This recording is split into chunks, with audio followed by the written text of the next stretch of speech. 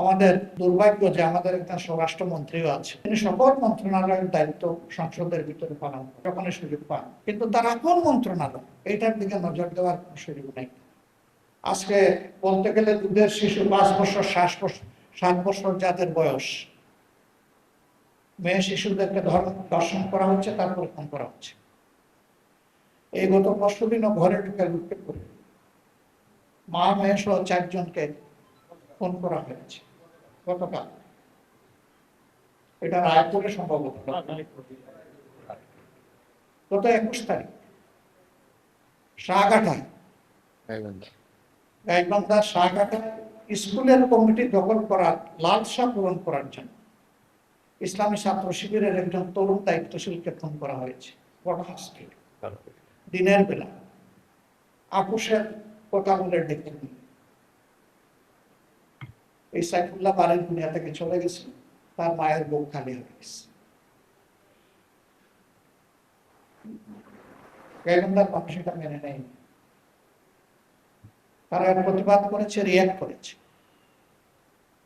তার সঙ্গী সালাউদ্দিনকে এমন ভাবে কুপানো হয়েছে তার মেরুদণ্ডের হাড় ভেদ করে স্পাইনাল কর্ড, যেটা দিয়ে সমস্ত নার্ভ সঞ্চালিত হয়, আগাগোড়া কেটে দেওয়া হয়েছে।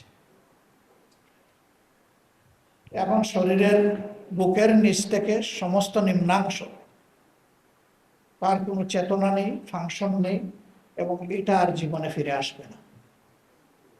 মেডিকেল সায়েন্স তাই বলছে।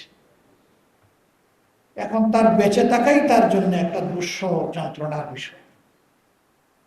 এমনকি পেশাব পায়খানার কোনো কন্ট্রোল তার থাকবে না, সে বুঝবে না, চেতনা নাই, ওই অংশ তার অবচেতন। মানুষ অল্প স্বার্থের জন্য কতটা বেপরোয়া এবং সন্ত্রাসী হয়ে উঠতে পারে, এটি তার সর্বশেষ উদাহরণ। আমাদের একটা দেশ আছে, একটা সরকার আছে, তার একটা স্বরাষ্ট্র মন্ত্রণালয় আছে, তার অধীনে আইন প্রয়োগকারী সংস্থার সদস্যরা আছেন, তারপরে অহরহ এগুলা ঘটে চলেছে সর্বত্র দেশে। কয়টার কথা আমরা বলব? আমাদের দুর্ভাগ্য যে আমাদের একজন স্বরাষ্ট্রমন্ত্রীও আছে, তিনি সকল মন্ত্রণালয়ের দায়িত্ব সংসদের ভিতরে পালন করেন যখনই সুযোগ পান, কিন্তু তার আপন মন্ত্রণালয় এইটার দিকে নজর দেওয়ার কোনো সুযোগ নেই। একটা দেশে যদি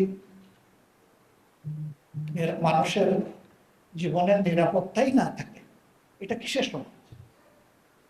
এটা তো সমাজের প্রথম শর্ত যে এখানে মানুষের জীবনের নিরাপত্তা থাকবে।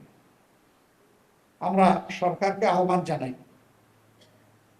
আপনারা আপনাদের দায়িত্ব যথাযথভাবে পালন করুন, মানুষকে আর মৃত্যুর দিকে ঠেলে দিবেন না। 15.5 বছর এত জীবন, এত রক্তের পরে একটা সরকার গঠিত হয়েছে, এই সরকারের কাছে মানুষ ভিন্ন কিছু আশা করে।